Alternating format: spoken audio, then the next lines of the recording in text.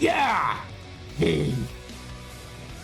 Here comes the bondage. Called Rammstein Sesh, and I'm gonna be a racist driver for one night.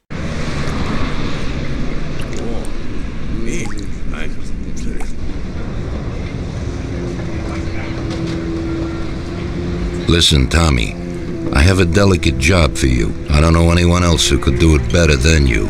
You're a good driver, and you have experience. Well, to make it simple, tomorrow all the best motors are going to race at the city track. And I bet on one kid who's been a favorite up until now. I helped him along in his career a little. I like fast cars, and I said to myself that I could make back a little on that investment. You understand? And then Ralphie starts saying that some European has come over, and his car is certain to win. Ralphie knows cars. He's real good with them. But otherwise, he's a complete moron. What, he couldn't have told me before I bet on the kid? But still, what the hell is a guy, God knows from where, doing here? These are American races.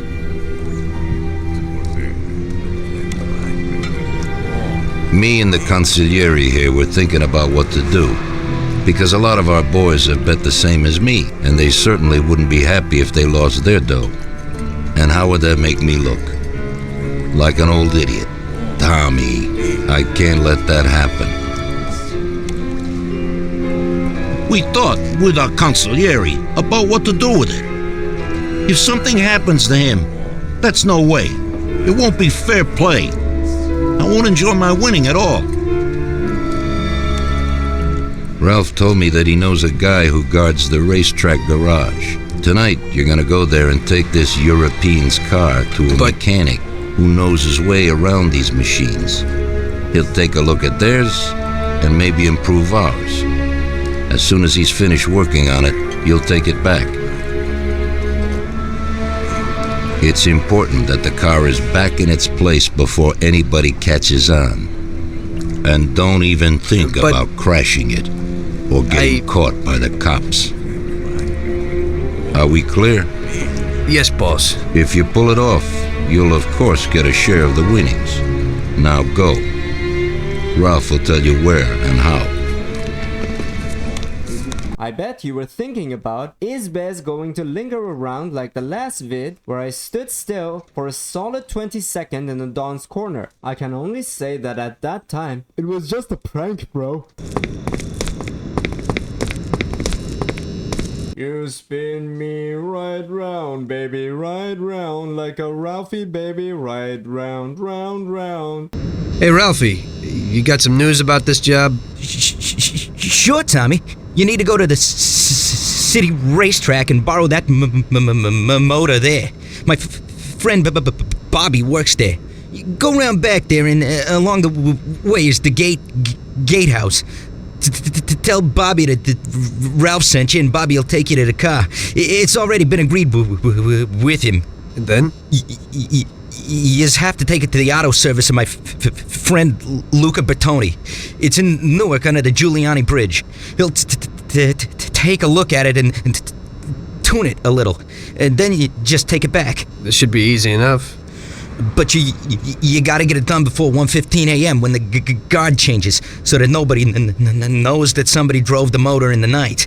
There can't even be a scratch on it, and try to avoid the cops. They mustn't catch you. And how'll I get there?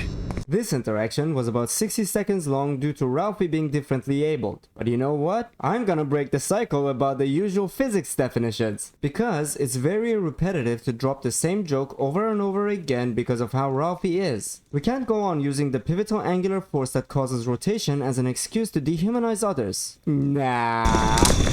Well, I got something new in. Ain't no big thing to swipe one. Watch. You just stick a piece of wire in here and twist it a little, and you get inside where you gotta join these two wires. Yeah, it shouldn't be a problem. Thanks, Ralphie. Now don't you go sparing the gas, Tom. Just like how Pauli told me that he visits Vincenzo before every job, I will be paying Winnie the Pooh a visit to ask if I can borrow a tank or two from him. Could get in real handy to square up disobedient racers. Or not.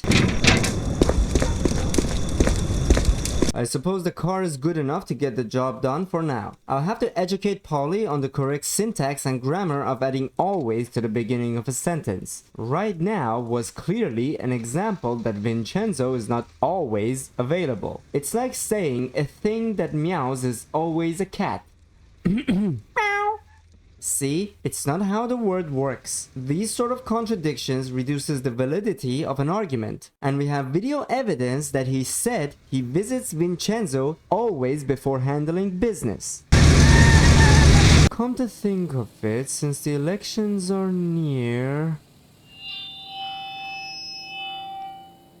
My fellow cultists, it has been brought to my attention that we have indeed reached our milestone of 50 cult members, and therefore, as the song Dance Monkey, whoa says, we at Bez Phillips Industries are required to fulfill our obligations. I will grant you a secret passage to our secret cult's den, otherwise known as Discord, with a bigger stimulus package than what Liver King has in package. Upon request for entry, remember that our secret phrase is Sic Semper Mr. Beast. You can seek the cult's den, otherwise known as Discord, and I have to say that each time for legal purposes, through contacting me on my only X, and asking for the secret passage. Conveniently for you, it is linked in my profile and the description of this video. We will discuss plans that shall not be delivered anytime soon, right after this interruption. So, cutscene? Mister? Why no cutscene?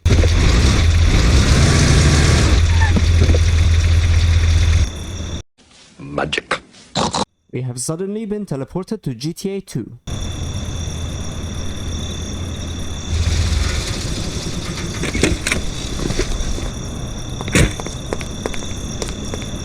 Evening.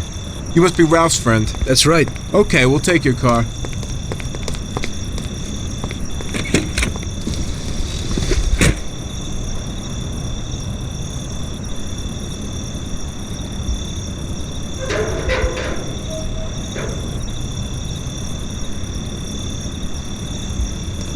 Hold it right there, pal. There's something definitely wrong with you. I'm not letting you in until I figure out what. Let me rewind that. Zoom in. There we go.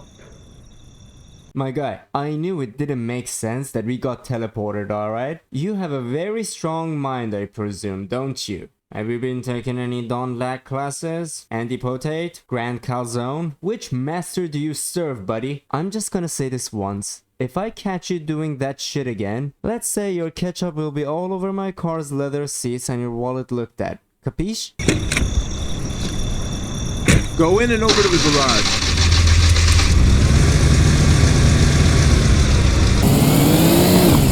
Car go vroom. This would have been the perfect opportunity to stash some equipment around here if Vincenzo was to give me what I wanted. It certainly would have made the race a lot easier.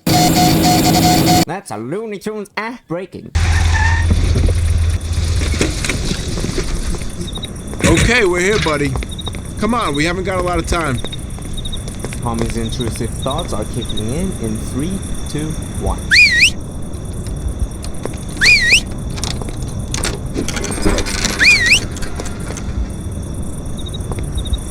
Okay, is that it? Yeah, buddy, be real careful. There can't even be a scratch on it. And avoid the cops like the devil, cause this car will be real obvious. That's right. In about half an hour, the second guard will come. So you gotta be back by then, buddy. And be real careful, that car goes fast. Maybe it's the fastest car in the world, who knows? Sure, Bobby, no problem. I'll take care of it in a half hour.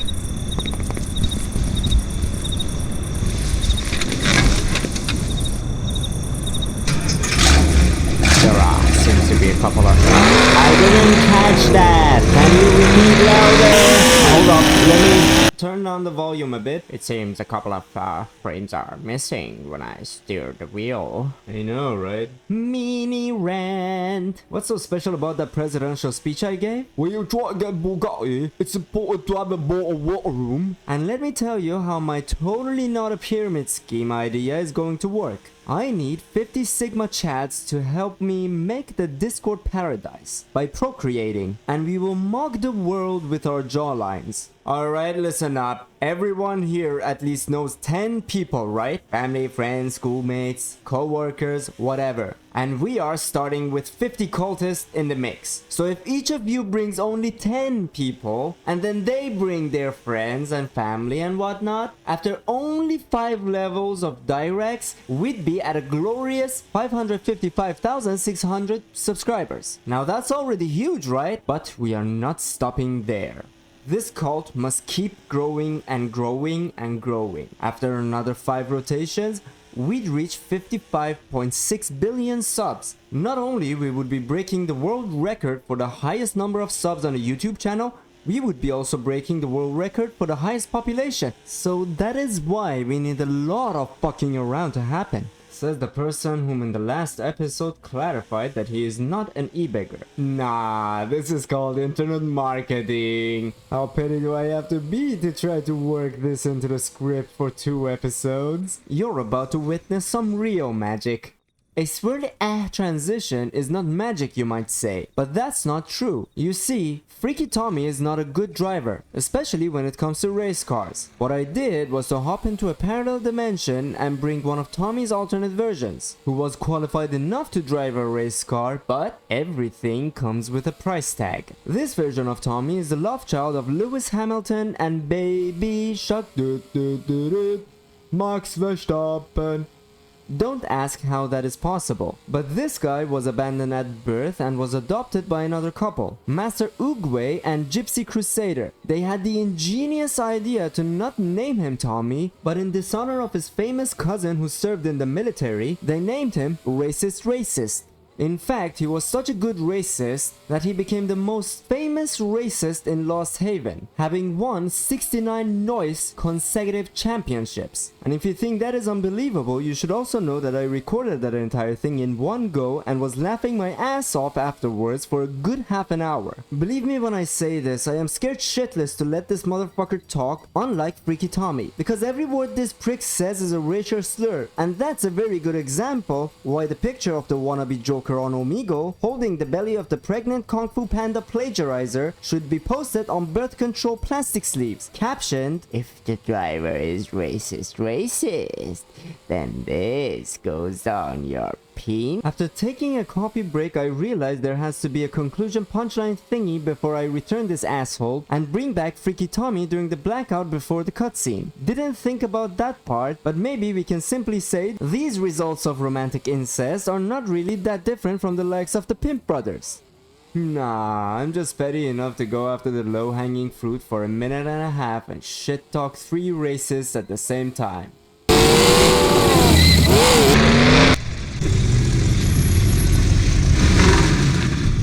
Hey there! You're from Mr. Salieri, right? No, this is Patrick. I'm Lucas Bertoni. Hi, I'm Tom. They say you can take the bite out of this monster. I reckon so.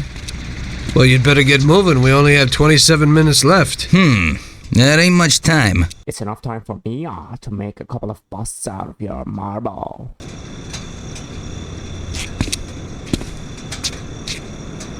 We'll see what could be done. You can hang out a while. He's definitely going to make this car retort.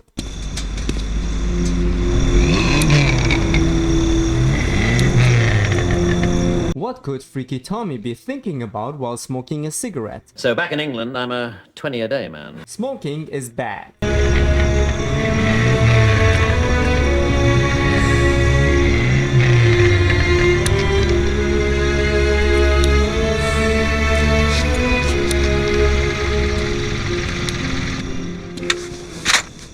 Hey, how's it going in there? Just finished. You can go. But you're gonna have to hurry. It ain't gonna run as well as when you first brought it in. Thanks. Mr. Salieri appreciates your work. Sure, give my regards to him. If he ever needs anything again, I'd be glad to help out. I'd bet on the same driver as him.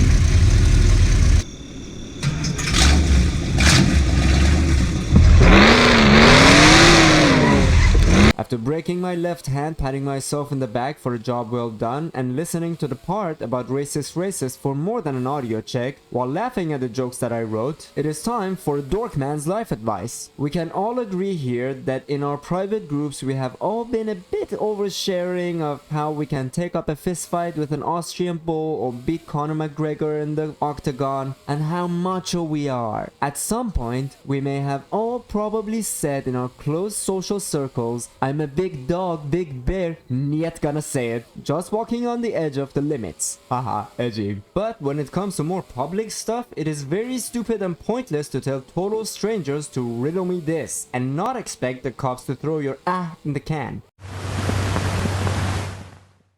You may recognize this man. His name is Yakoob. Or Yakoob. Or Yakoob. Or Yakoob. Or Yakoob. I am, You went full retard. pretty sure that was a one-way broadcast. My point being, I could have used that time to joke our super secret cult then, Discord, that could have benefited way more from exploring ideas and things that could be done about it. Like how we could have a very open space where each member could voice their opinion on the directions that can be taken, and mods are chosen in a way very similar to school election days where normies absolutely had a chance to compete, while I would let you know through a practical method what it takes to be Gaslight Supreme. Or I would be sending you signals on the crypto project I mentioned last episode and let you know exactly when and how you'll receive the NFTs in question. Nah, I just need a place where we can chill, man. And I get to promote myself begging from the audience while claiming to not be an e-beggar. I do be needing help in getting material for the recipient.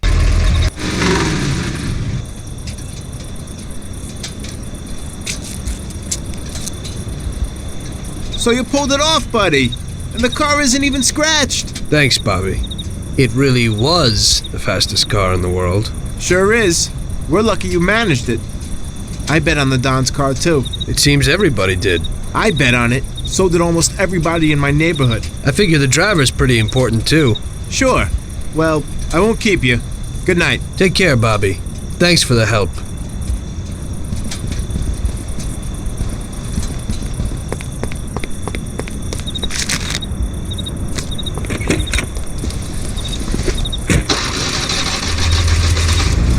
Of the roast beefs I deliver via DoorDash, because I know that sooner or later my database, vocabulary, must be updated with newer memes. How is it that the likes of MK and Reddit meme ripoffs, who by the way totally did not use iFunny to rip off their ripoffs and use poor boy ChatGPT, who by the way also received an SD memory to his name, and then he must generate the voices that they put on the said ripoffs and call it content, get to have their exclusive members only rate the shit out of the legend? Are you all planning on shutting up anytime soon? But no, whenever I log on and post my memes, it's instant downvote. And even that one time where I didn't post memes, but posted my Warhammer kitbash thingy for Fallout, the mods removed it for shits and giggles. Beza, you need to take a deep breath.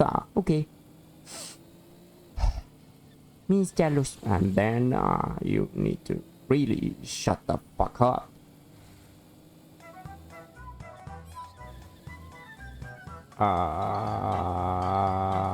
Never mind.